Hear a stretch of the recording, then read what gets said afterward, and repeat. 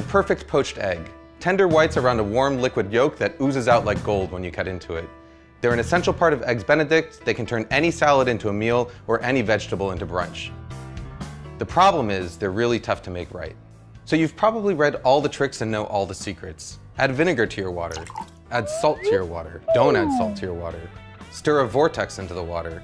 Wrap your eggs in plastic wrap. And guess what? None of them really work. After years of testing, I've only come across one method that works every single time, and all it requires are two things. The first is a really fresh egg. Fresh eggs have tighter whites and yolks that help them retain their shape better as they cook. There are two ways to tell how fresh an egg is. The first is to check something called the Julian date.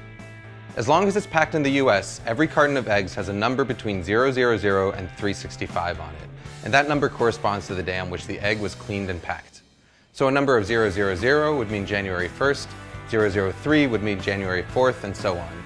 All you really need to know is that the higher the number, the fresher the egg. You can also tell how fresh an egg is by carefully putting it into a cup of water. As an egg ages, the air pocket in the fat end is going to get bigger and bigger, which will make the egg stand upright or sometimes even float. A really fresh egg will sink and lie flat on its back like this. Once you've got your fresh egg, the second tool you need is something that I saw first suggested by British chef Heston Blumenthal, a fine mesh strainer. You see, no matter how fresh your eggs are, there's always going to be some amount of liquid white. It's this excess white that causes misshapen eggs. You know, those really ugly ones with the wispy white floaters that completely ruin your brunch. To get rid of them, we're going to transfer our eggs to a fine mesh strainer and gently swirl it around until all the excess white is drained away. What you're left with is a nice, tight egg. Even better is that the strainer is actually the ideal tool for lowering the egg into the water. What I've got here is a pot of water at 180 degrees Fahrenheit, which is just about the temperature that the water is quivering but not quite simmering yet. All I'm going to do is gently lower the strainer with the egg into the water, move it back and forth a little bit to make sure the egg isn't stuck, and then carefully roll the egg out. Just like a kid, it's these early formative stages of a poached egg's life that are going to determine how it turns out in the end.